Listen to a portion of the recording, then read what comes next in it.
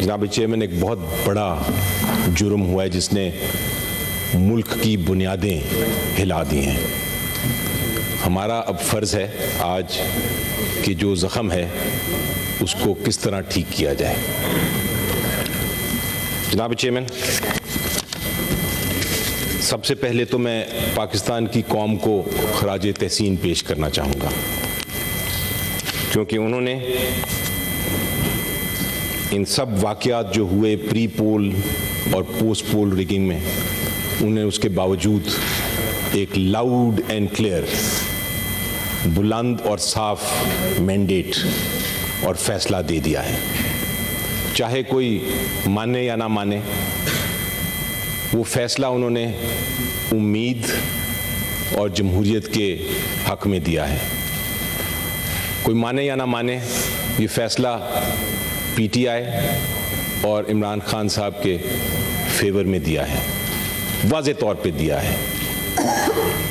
आप अगर pre poll rigging की बात करते हैं और पोस्ट पोल रिगिंग की बात करते हैं, तो लोगों के सामने बड़ी मुश्किलात थी, लेकिन पाकिस्तान के नौजवानों ने एक इनकलाब ले आए हैं। It is a revolution sir, it is a revolution of hope and in favour of democracy. Pre poll rigging क्या हो रहा था सबको पता है। एक जमात को टारगेट किया गया, लोगों को हरासा किया गया, उनमें खौफ पैदा किया गया इस उम्मीद से कि शायद वो वोट करने नहीं आएंगे। पीटीआई के जो लीडर्स थे उनको अरेस्ट किया गया, सबको मालूम है, कोई छुपी बात नहीं। एक मुकदमे से निकलते थे तो दूसरे मुकदमे में उनको अरेस्ट कर लिया जाता था।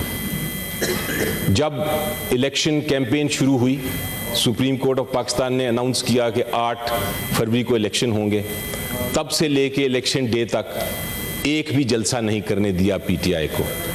जब पीटीआई के कैंडिडेट्स बाहर निकलने की कोशिश करते थे, लोगों के साथ, अवाम के साथ मुलाकात करने की कोशिश करते थे, तो उनके घरों में रेड्स हो जाते थे, उनको नॉमिनेशन पेपर्स फाइल नहीं करने दिए गए। मैं अपनी जो दूसरी जमातें हैं उनको अगर उनकी इस पिछले 30 दिन की तारीख देखूं तो बड़े बड़े जलसे किए उन सब ने।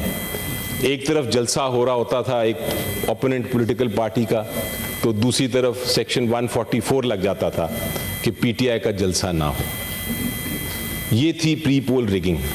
और फिर सबसे बड़ा जो जुल्म, सबसे बड़ा जो गुनाह, सबसे बड़ा जो ज़ख़म जमहूरियत को डाला गया, वो इलेक्शन से कुछ देर पहले पीटीआई का सिंबल ले लिया गया। पीटीआई का सिंबल जो लिया गया, उसका मकसद ये था कि लोग कंफ्यूज हो जाए, पब्लिक, अवाम जो है पीटीआई को वोट ना कर सके। लेकिन असल में ये अवाम की जो बुनियादी हक था वो उनसे छीना गया। और मेरा ख्याल है मेरे जो साथी हैं पीपल्स पार्टी वाले, उनको याद होगा कि एक जब कानून पास किया गया था और उस कानून में ये कहा गया था कि एक पॉलिटिकल पार्टी जो सियासी जमात है वो सिंबल उसको नहीं मिलेगा, तो मोहतरमा बेनज़ीर भुट्टो शहीद ने एक केस फाइल किया जो हमारी जुरिस्डिक्शन का एक बड़ा फेमस केस है, बड़ा मशहूर केस है। और उसमें पूरा सुप्रीम कोर्ट बैठा, सारे जज साहब बैठे, और उन्होंने कहा कि सिंबल जो है ये किसी सियासी जमात का हक नहीं, ये लोगों का, ये अवाम का एक बुनियादी हक है आर्टिकल 17 के तहत, और ये किसी सूरत में नहीं छीना जा सकता। लेकिन बहरहाल वो छीना गया। सुप्रीम कोर्ट ऑफ पाकिस्तान ने जजमेंट दे दी, 3 मेंबर बेंच बैठा, और उन्होंने वो जो 17 मेंबर बेंच की बेनज़ीर भुट्टो जजमेंट थी उसको जिक्र भी नहीं किया। मेरी नज़र में ये फ़ैसला बिल्कुल गलत है, और अगर किसी ने असल फ़ैसला, दुरुस्त फ़ैसला देखना है तो मैं पेशावर हाई कोर्ट के जो 2 जज साहिबान थे उनके फ़ैसले का जिक्र करूँगा।